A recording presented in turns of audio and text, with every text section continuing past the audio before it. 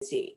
And we're saying you because we want to make sure that this is something, a plan that you are building, that supporting your parents in the way that's best for you. You know your families, you know their needs, and they're going to be different. And so we want to give you that power. So we're here to support you, but you are really in charge of making sure that they are able to use the AAC devices with the students, model, do all of those strategies that we know are important for our students. So this page here, because you're going to have this slide deck, is just to remind you of what this presentation is and is not. So we are going to review 5 different areas or topics where parents will need support. And the first topic is going to be just the basic, how do you operate the equipment? You need to make sure you're going over that. And the other 4 topics are going to be based on our AAC framework that Oakland Schools developed. And we're going to talk about mindset, core vocabulary, aided language input, and opportunities. So we were going to have a tool for you, but then as Marlene and I were talking about it, we decided to wait on that because we wanted to make sure it's fleshed out. But we are not going to discuss each topic in depth. We want to point you to the right place, give you an overview and say, this is where you can go to learn more. And these are things you can do as you're helping your families. And before we do that, though, I do want to introduce our team that's here today. So I am Lisa Thompson. I am an AAC consultant with Oakland Schools. And Marlene Cummings, who's also an AAC consultant. We are the facilitators of today's presentation. Kristen Strong and Stacey Fox are AAC consultants who are here supporting us in our tech and our needs. And we want to welcome you. And I think I saw Dawn Jones popped in, and she is our AT consultant, and she helps with students who need access to the general education curriculum. I'm not sure if I saw Janet. Yep, Janet's on too. Oh, hi, Janet. Janet Hamlin is also here from our AAC team. So we want to thank you all for coming today, and we're going to keep moving. So the first thing we want to talk about are AAC systems, guidelines, and operations. So this may seem basic, but talking to people, this is an area where we want to make sure that we are very clear to our parents about what their responsibilities are when they have the AAC systems. But we also don't want to get stuck here. Sometimes we get stuck in this place and we don't move on to the strategies of actually how to use it and help the students. So we want to balance that out. So we have some guidelines that we have from Oakland Schools on the parents' usage and things they can or cannot do with the devices, responsibilities that they have. And we also have some tutorials that have been created to help you be able to use the devices, operate them properly, and help train the parents. And there are also user manuals that we need to make sure that we are using those company user manuals because they really give in-depth information about how the device and the systems and the equipment are to be operated. So we're not going to spend a lot of time here, but this is just a reminder to make sure before you send those devices home and those systems home that you are reviewing this with your parents. So here are some links to different resources about the guidelines, and these should be given to and reviewed with the parents before devices are sent home. So we have an appropriate use statement and we have our general guidelines for general equipment. We have a guideline for iPads, and then we have a video for iPads. And then here are links to our My Place group that has different how-to video documents on using the devices, and also our YouTube channel. And then again, make sure you are looking at and you know how to use those devices from the user manuals. So with that being said, we really want to get into those strategies that are going to help our students become competent communicators, and it's going to help them to increase and build their language skills. So our framework for success covers 5 areas. These are our foundational topics that we talk about. And this is what if you've gone through our Tackle, our Teaching AAC and Language series, then you'll be very familiar with this. These are mindset, core vocabulary, aided language input, vocabulary instruction, and opportunities. And we are going to talk about 4 of them, but vocabulary instruction, we really feel at this point, you may not want to go there with the parents just yet, but focusing more on that mindset and those other 3 areas. So when you have this slide deck, if you click on each area, it will take you to that section of the slide deck for you to have the resources and information that you need to help support your parents. So when we talk about mindset, we're talking about those established set of attitudes that are held by people and that shape the beliefs that shape your thoughts and habits. And we know that not just our parents, but even staff and maybe us, that we have mindsets that can hinder us or help us in how we are going to help the students access and use their AAC systems and to build their language. So as we're talking about it, we want to make sure that this perception wheel is very powerful to use about how we think and perceive our students impact the expectations that we place on our students and the opportunities we provide for them, which then impact their achievement. So this is something that's really important to make sure we go over with our parents so that they can understand that how we perceive our students and their language and their communication is really going to impact the success that they have in the future. This is a video by Chris Bugay called The Least Dangerous Assumption. And I'm sorry, I want to make sure we're not going to look, we have a lot of links and resources in here and we'll be here forever if I go through all of these. So what we're doing is we're letting you know that these are things you can use with your parents, but we're not going to look at all of these separately. So this is a video by Chris Bugay, and it's about the least dangerous assumption, which is the idea that we are going to,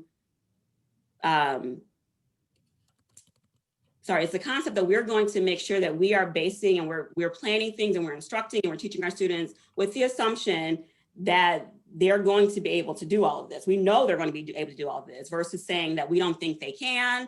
And then we turn around and don't try things with them or don't give them what they need because we don't believe they can actually do it. And so this video really talks about that. And this is a concept by Anne Donnellan. She proposed this and did some research on it years ago. And so we want to make sure our parents are seeing this to help them really think about how they're thinking about our students and their children. And so these are this is another image you can share with them to really think about what those assumptions are that are least dangerous. This is another thing that we like to talk about is inspire, don't require. So we want to inspire students to communicate. We don't want to make them use their communication systems. We're inspiring them. We're doing things to help them want to communicate with us. So there's a video that's linked here by Rachel Maddell, and she really goes into depth about this idea. So give me, and you can use your reactions to give me a thumbs up if you've heard of the Communication Bill of Rights, where you can just do it, over. Okay. Good to see. So we know that this is a foundational document that states the communication rights of people with disabilities. And this, I think, is something that all parents, all staff, everyone needs to see, and needs to be posted. We need to really make sure we are coming back to these because we know that many of our students do not have these rights are not being fulfilled for them. And so we want to make sure that we are giving them all the opportunities that they need in order to be competent communicators. And we can start with that foundation of the Communication Bill of Rights. If you click on this link, it will take you to the document and you can then print them out. You can email them and share them with others. So this is, I think, something that should all be in everybody's toolbox. So that's mindset. Those are the resources that we need in order to be able to help our parents really think through what they're supposed to do about helping our parents understand the idea of what we need to be doing to help our students be successful in communication. Okay, Marlene, I'm turning this over to you, and here you go. All right, so the next piece we're going to talk about is core vocabulary. And as Lisa mentioned, our goal is to give you the materials, the resources, and the framework to support your parents. And so when we think about core vocabulary, The next slide gives a brief explanation of it. So core words represent 85% of the words we communicate every day. And then in the circle, you have all kinds of core words. And the question we always want to ask when we're providing a robust vocabulary is, what if every communicator had multiple opportunities to learn and use these common flexible words all day, every day with everyone? And so this is a nice way to represent core and how to begin to use it. The next slide is an example of the power of core. So we've taken one word, turn, and we've represented it in a multitude of ways.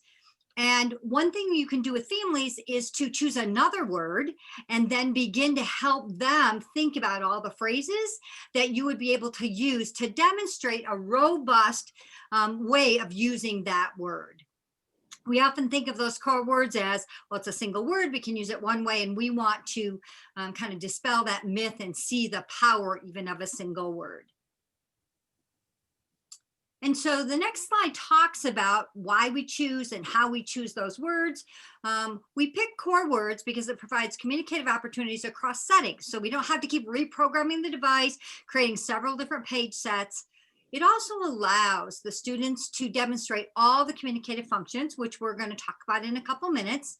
They are all powerful words that we can use, and it also increases turn taking. And just recently, we were able to listen to Karen Erickson talk about language and some of the things we're learning around students that we support with AAC. And what they're not often able to do is take multiple turns. And so that's another significant piece of being able to use core words and what they can do for us. So we're going to lead you to Project Core often today. So one of the modules in Project Core is Universal Core Vocabulary, and it gives a really wonderful explanation of it. And I think Lisa might be going to it right now, but there are active links under each of these pictures. The one thing I'm going to share with you about this module that we won't have to do continually is that all the Project Core modules have two pieces. They have an online self-directed module, which you're able to get a certificate. Once you get in, you have to keep going. It's about 30 minutes or so. But then below that is the facilitated module. And the goal for that is they've taken all the parts that they designed to create the online self-directed module and given them to you separately. So you could lead a training, you could show the video, you could do the activities that are presented. It has a user's guide. It is so well done, but it gives you everything you need. So you don't have to recreate the wheel, you just use their module. And every one of the modules that you'll see on Project Core have that opportunity to have the self-directed and facilitated module. So we won't show you that for all of them, but we're giving you the slide and the link so that you can go there easily. The next thing we have is language stealers, and many of you have probably already seen this. We have families that love this, that it's like, oh my gosh, I never really thought of it this way. We also have team members that show this during district meetings, building meetings. You might say, you know, they might tell you, oh, I need 10 minutes for you to share information. And this is a lot of what we're showing you are wonderful pieces to share with the whole building, with your unit, with the whole team, so that you all get on the same page. And we call that shared knowledge, that we're thinking from the same vantage point. The next thing we have for you is Assistive Wear Core Word Classroom. Just to let you know that when you go to this site, you need to sign in, and it's free right now, which is amazing because it's a really robust site around core and strategies. And so we just want to direct you to getting started, core word planners, and strategies and resources. So once you click on it, you just need to scroll down for all those different options once you sign in and register for that website. But keep an eye on all of these. So when we talk about Project Core, when we talk about even our YouTube channel at Oakland Schools, if we talk about Assistive Wear, these sites continue to grow. So I want to encourage you to create a link and just go visit them, even put it in your calendar. Oh, visit these links, you know, every few weeks or at least once a month, because you're going to find more powerful information and things that you can use pretty readily. I also want to do just a quick shout out to Janet Hanlon and Kristen Strong. They've been working very hard on all of these videos that are being created for you. They have the equipment set up in their office. We laugh. It's like they've got microphones and cameras and tripods and all kinds of fun stuff. We're all learning it, but they have just taken the lead for us. And so I just want to let them know how appreciative we are of everything they're bringing to us. Here you have, and this is going to be part of every section, the set of resources. So the links that you were given during the presentation of that section, you're also going to have just here in one place so that you can grab them when you're reviewing things and going, what was it? Where was I supposed to go? So these are the resources that you want for the core section. And Lisa, I will hand aided language input over to you. Okay. So aided language input, we want to talk about the purposes of communication. So we know that many of our students, when we are talking about communication, we focus on wants and needs, but there are other reasons why we need to communicate. And that is to gain and share information, to develop and sustain relationship, which is so important for our students, in which they struggle with really, it's really hard for them to engage in social etiquette. And then to think, they need to be able to think in thoughts and words, the internal dialogue. And so we really want to make sure that we are helping our parents understand that communication and language is not just about being able to tell me what you want and need. There's so much more to that, and we need to be explicit and really help them in that area. And then those are purposes. And then in those purposes, there are different functions of communication. We are protesting something, we're responding to somebody, we need to clarify something, we're labeling, we're greeting it, we're denying, we're calling. There are so many different functions of communication that our students, they're limited with our students. And so we want to make sure we're helping them build that and grow in those areas. So here we have provided for you a document that lists the different purposes of communication and then different functions. So as you're working with your parents and as you're thinking about that language, the different areas that we want to make sure we are working on, we want to make sure that we are focused on all of these, not just a few of these functions and purposes. And I'm just going to jump in here to let you know that those are not hierarchical.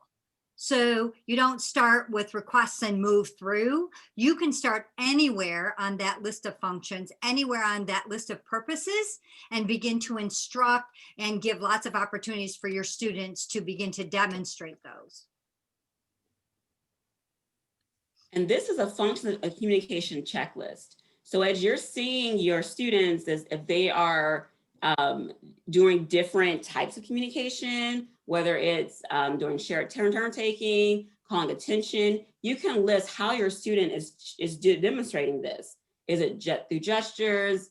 Are they showing you something? Are they pointing, eye gaze? There are different ways. And that way you can really start to see, is your student able to use these communicative functions? And if not, where the gaps are and how you can help them build in those areas.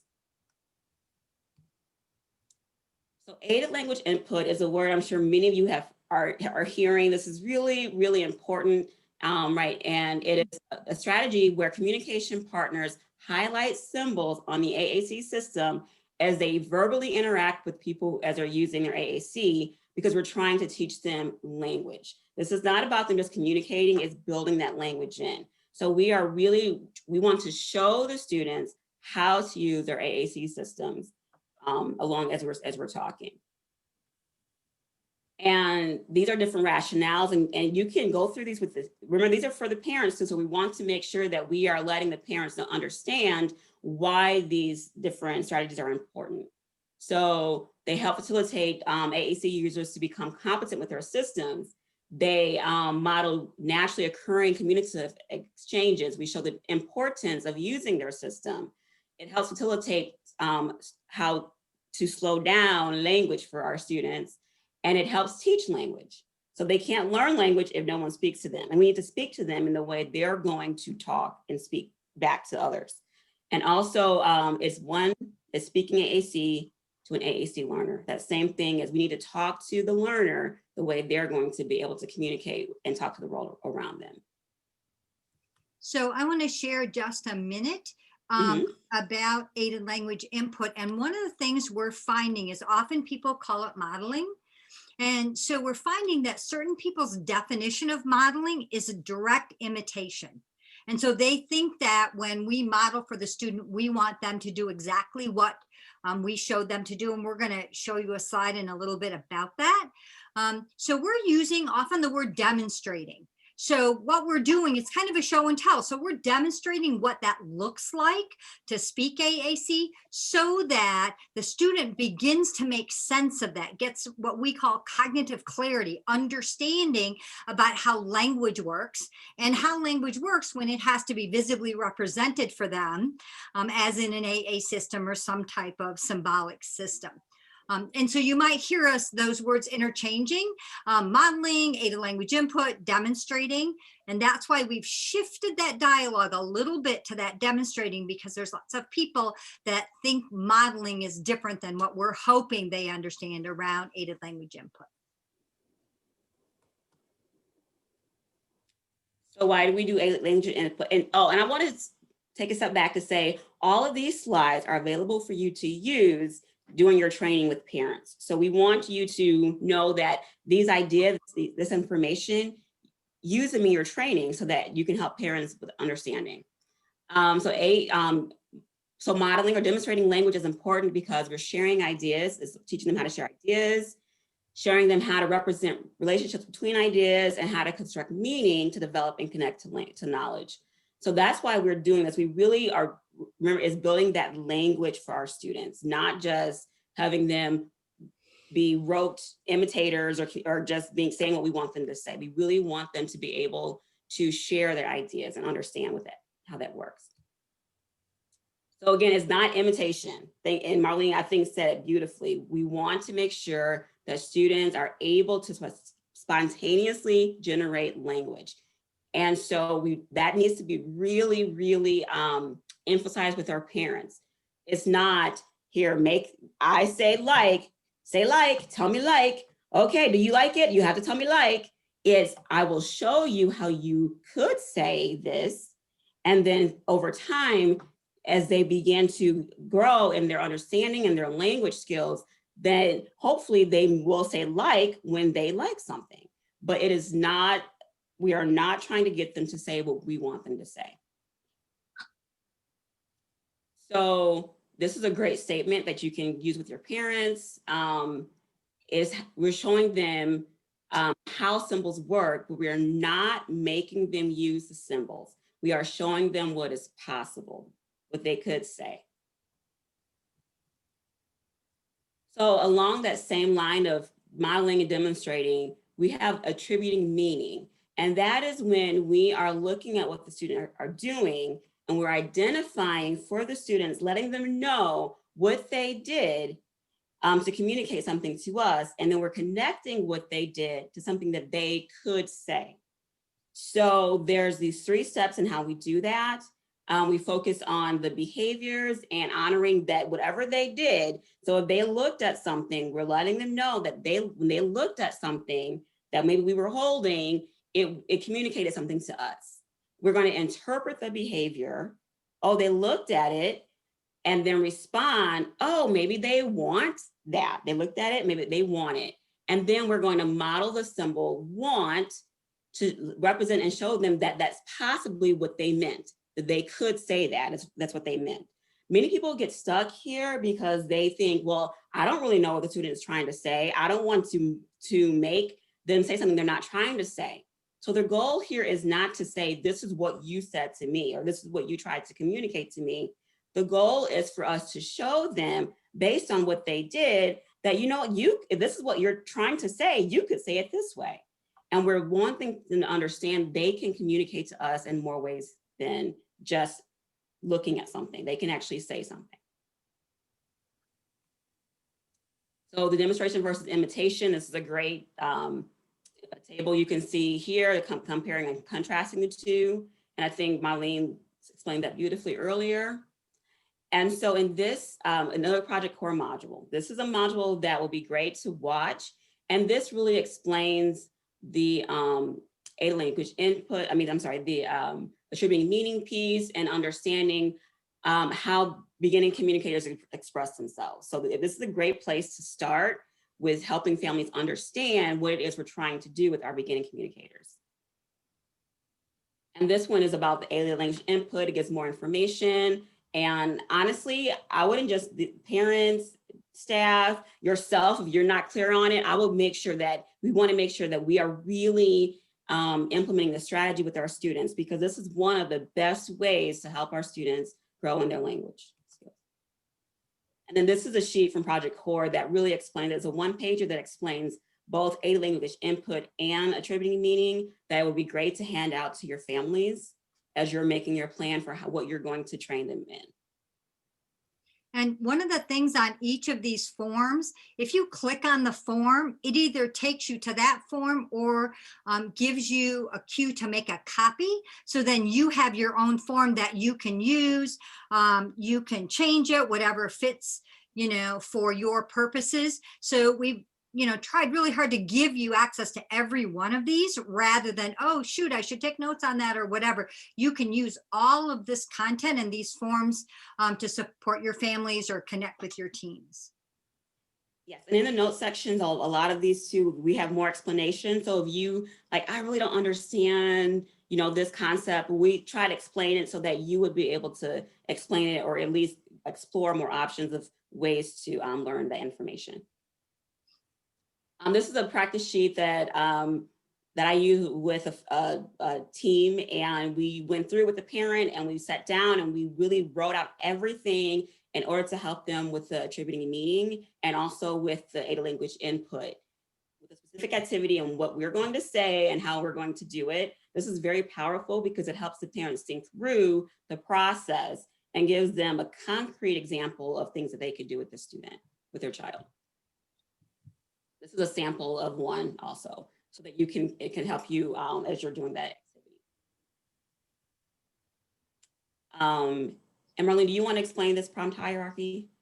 Sure. So over the years, and in lots of institutions like pre-service learning or districts will just adapt or will accept and choose a specific prompt hierarchy. And what we found, I just read this beautiful comment by Rachel Langley. So probably, 6 or 8 years ago, maybe 4 years ago, she put out a prompt hierarchy and she said, everything lives on the internet forever because her thinking has changed pretty dramatically since then. And yet that's still sitting out here. So here's one that we would like to at least show you. We have found over the years that many people are doing lots of hand over hand. They're grabbing kids' hands. They're kind of manipulating and managing a child's body to communicate. And we really, really want you to think about that differently. Communication should be an initiation, right? It should be a desire that's intrinsic in a student. And until they got to that place, what we found, the research is telling us this, lots of years of experience amongst our team, is that when you hand over hand a child, it's just like if you were in rehab for some part of your body that was injured and you're getting rehab. Oftentimes you go and you're not even paying attention. They're just moving your hand or your leg around and you're just like reading a book or, listening to music. So our students are pretty much not engaged cognitively in that interaction. We're like making them do that. And so this prompt hierarchy stays away from that completely. And it starts, which I loved looking at the Padlet, it starts with aided language input, demonstrating. And many, many of you are saying, I'm doing that already. So this is a nice hierarchy to think about when that's not working. But remember, you want to do it over time. We're not talking about a few weeks. Sometimes with some of our students that have complex bodies or complex behaviors, we might be doing it for months before it really connects for them and they get cognitive clarity about it. But we can support them in lots of ways through this type of prompt hierarchy. So we would love you to consider that. And as you're out wandering in the internet, be careful about some of those hierarchies that start often with hand over hand. They're not doing it, I'm going to bring them over. Now, I want you to know we do have times when we might have them hop on our hand, or we might grab their hand, or I might put my palm out. They'll put their hand in. I'll bring them over to the communication system or the communication board, but we're not holding them there. We're just getting them to that interaction. But we want the interaction to be so powerful that that's enough, right? That desire to communicate. And once they figured out what the purposes of communication and how powerful it is, that they're going to want to do that more and more. I also want to highlight all of our team members. So some of this content came out of a presentation recently done by Stacy Fox and myself on the latest and greatest. Some of it came out of Kristen Strong and Janet Hamlin and Robin that did the Touch Chat Confidential. Some of it is coming out of our Tackle, our Teaching AAC and Language. And so we're trying to draw and accumulate information for you that you can use, but it's coming from lots of resources. So if you have questions about any of this, please feel free to reach out to your AAC consultant and say, can you help me think about this, or how I might share this with families? Because it is available to you, but it's also part of our Tackle, our foundational series that we do. So Lisa, do you want to share the resources? Yeah, so these are the resources that we talked about before. And again, everything that we're talking about here, we want you to use them to support you as you're training your parents. So thinking through, okay, where is my parent right now in related to A language input? Where are my parents, I should say, right now? And what do I need to do to help move them forward, to the next step? And so these are resources that you can use for that, and they're linked in their individual slides also. So our last section is going to be opportunities and how to take all of this information and help those students be able to use them throughout the day. So Marlene. So yes, opportunities. So the next slide talks about naturalistic teaching. One of the things that the reason we put this in here, it comes out of Project Core. It's also something that's been in the literature for a long time that SLPs have used over the years, is that we're finding in this virtual environment that oftentimes we're going back to more contrived activities, right? So we're collecting activities that we can share, and they often are not led by a child, or they're not able to be replicated in that child's environment. So we want to just draw you back to this concept that kids are going to learn the best when they can do it over time. They can do it in their natural environment that is part of their daily routines. So it's just a reminder of that as you begin to plan. And sure, you're going to have some activities that you're going to do because you're providing a lesson, but we want as much as possible to them to be able to generalize that in the environment they're in most of the time. And right now, depending on the district you're in, it's moving to virtual, right? So that's going to get more dicey by the second. And so the next slide talks about or leads you to Project Core, which has some examples about what it looks like to embed communication right into those daily routines and activities. So there's just ideas there. The other thing that we found helpful when you go to the facilitated version is there are often activities that you can either modify or use exactly with your team or with families or with a group of families to help them learn how to do some of this, or to think about those daily routines and how to build that language and use those core phrases in those routines. So hopefully you will find that really helpful. On the next slide, it's broken down a little bit more. And this, I thank Stacy Fox for modifying this. We had this as a classroom activity. And so she shifted it for us in one of the early AAC virtuals to be more home-based. And so again, you can make a copy of this, so you could use this or modify it in a way that might be useful for you. You can also have the families watch the Project Core video or do it with them so that they're learning right along with you. And I don't know if you haven't gotten into Project Core recently, but last August, they revised the entire website and all of the modules, cutting them down and also making them much more user-friendly for families, paraeducators, other people that are not licensed SLPs, or bachelor's and master's degree teachers. So they're more user-friendly than ever. Here's another concept that we want to remind you of: repetition with variety. And this comes out of Dr. Karen Erickson and Dr. David Copenhaver's work.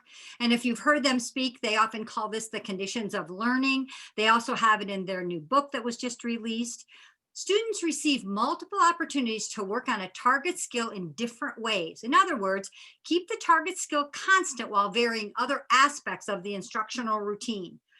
So we've heard both from staff and educational teams as well as families that they get in ruts, right? They just begin to do the same thing. They find a routine, an activity that works, and they just repeat it again and again. We really want you to think about that, and we need you to vary some of the aspects of that activity so kids are truly learning to communicate in a variety of ways, demonstrating all of the functions of communication. And we all get stuck, so just keep that in mind. Some of the benefits of repetition with variety: it keeps learning interesting, prevents learning opportunities from being condensed to rote repetition, right? Which we do. I am aching for routines right now. My life never has any routines left in it. It prevents students from tuning out during instruction, right? If they already know the routine and the sequence, they often are like, yeah, I already know this, move on. And it couches new learning in the familiar experience, but it also increases the quantity and quality of the learning opportunity. So keep in mind that we want it varied enough to keep it interesting. That cognitive engagement is primary right now, especially in virtual learning, which, how many of you are living on Zoom? I mean, let's be real here. Like, I think it's 8 hours a day at this point. So we want to mix it up and get creative here. So here's a wonderful set of materials from Assistiveware. And if you click on this, it attaches to a variety of what we call, or they call, 5-minute fillers. And the version that we've given you include a whole additional set that was just added to their website during this virtual learning for families that you can do in the home. And they're just lovely. So we want you to, feel free to take a look at that. What we've had some families do is we'll present them with all of them, and then they'll let us know, well, these are things we already have in the home. Like we have balloons, or we have Play-Doh, or we have blocks. And so those are the ones we support them in doing with their kids. And some people just go out to the dollar store and get some more things. And it's a really nice way to provide lessons and repetition with variety. Here you have Project Core. So again, we want to direct you to Project Core. As you're figuring out some of these strategies, these are places that you can not only find the modules, but you can find teaching resources, you can find checklists, lots of information about Universal Core. So say you're just getting somebody started, you can obviously contact us when you're thinking about how to support a student. But it also has all the research behind this. So they've done 1-page bibliographies around each topic that they cover. So if you're trying to learn more or explain it to someone else, we really encourage you to go to that site and dig around in that a little bit. So the next thing is we're going to talk in a minute about the emergent literacy strategies. And so this comes again out of Dr. Erickson and Dr. Copenhaver's new book, Comprehensive Literacy for All. We can put that in the chat or add that to the note catcher. But this is a decision tree that they use to think about, are my students emergent? And so these are just some questions you ask. And then if you say no to any one of those questions, then you're going to support your students using emergent literacy strategies, which we're going to share with you in a minute. And if it's conventional, then you can reach out to us and we can support you in that too. But most of our students are beginning communicators that we're supporting right now, it appears. So the next slide just gives you an example of all the emergent literacy strategies. They're all on Project Core. You can go to them, you can download them, you can look at them with families, you can begin to do some of these strategies. And all of the AAC consultants here are have a lot of background knowledge and use of these emergent strategies. So if you're struggling, please reach out and let us know how we can help you. The reason we present these is you don't communicate in a vacuum. So what does it look like to communicate in the educational environment? And these are strategies that are so powerful to support your students with. The next slide talks about Tar Heel Shared Reader. And so if you follow Dr. Erickson and Dr. Copenhaver and the Center for Literacy and Disability Studies, so they've got Project Core. Well, as an additional piece to that, they've added Tar Heel Shared Reader, and it's really lovely. It supports shared reading, and I'm not going to go into it. The modules are beautiful to explain how to use the software, what shared reading is, and how it can support your emergent beginning communicators. So we also have a set of Tar Heel Reader Core Word Books. And I'm going to put her on the spot, but Kristen Strong is joining us. She's also managing quickly all of the links. Kristen, do you want to share a little bit? This is a series of books that Kristen either chose or created and then shared with all of us. And she's muted. Which we all do all the time. I'll learn one day. So what I did was I either created books on the Tar Heel Reader website, or I found them to go with each of the 66 core words that we've identified through our core vocabulary page sets for Oakland schools. So if you go into that file, you will, if you want to cover Go one day, go into the Go file. There'll be 2 or 3 books in there that use the word Go that you can download and use for your lessons. So it took a while, but I do have at least one book for each of the 66. Some of them have quite a few, and other ones have one because that's all I could find. So, but I created it as an SLP when I was directly teaching those words in the classroom. So, and I'm offering them to all of you. So thank you so much for that. Sure, I'll put that link into. And so the next the next slide is from Toby Dynavox. And if you're digging around and looking for their Core First Words and Lessons, they've shifted all their website content. So I was able to find it in the European website. And so I just downloaded them all for you. So now you have sets 1, 2, and 3. And it's similar to what Kristen did. They have lessons that go with each of them. And then they have 3 books that go with each word. And they're really well done. You can download them. You could print them. You can share them with families. It was all free. They just kind of reinvented their website and moved everything to different places. And but I was able to find it, and you have access to all of them now. And then the last one. So a lot of you are doing core word work. It might be a word of hopefully a core word of the day or of the week. And so Rachel Langley, a good friend of ours and a colleague, has created these perpetual calendars that don't have like the number of the day, like it's Monday or Tuesday or whatever, so that you could start anywhere with any of these calendars. And so we have put those also in a folder. Rachel shared them with us, that you can use with your family. So it might be a beautiful way for activities. And so it's really well done. So we've also offered all of those to you in one place, in one folder. I don't know about you, but if I have one more Google Drive or one more Dropbox or one more place to find something, I will scream. And so we've tried to be as succinct and systematic for you so that you can get at these resources really easily. And so again, going with the model that we've created these slides, here are all those resources for you under in one slide, and the links should all be active. And we tested them, so hopefully they're all active and get you to the right place.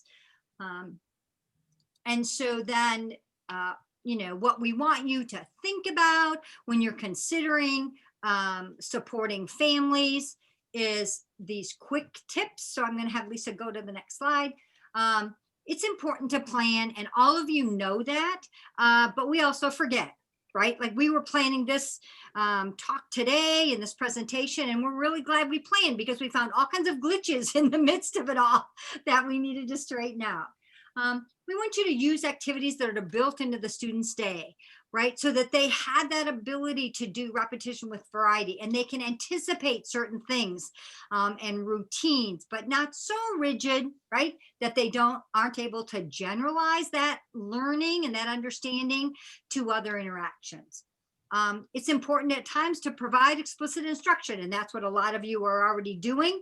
And then the families are able to generalize that content into everyday life for the students.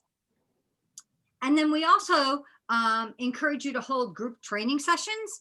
So sometimes rather than do student by student or family by family, sometimes, you know, gathering them all at once and doing, even if it's a 15-minute training, you're really being more systematic and you're building capacity versus stretching yourself beyond life, which is all of us are doing right now, in trying to replicate that again and again and again. And if there are ways we can help you as a team, please let us know. That's our goal, is to make your life easier right now rather than harder.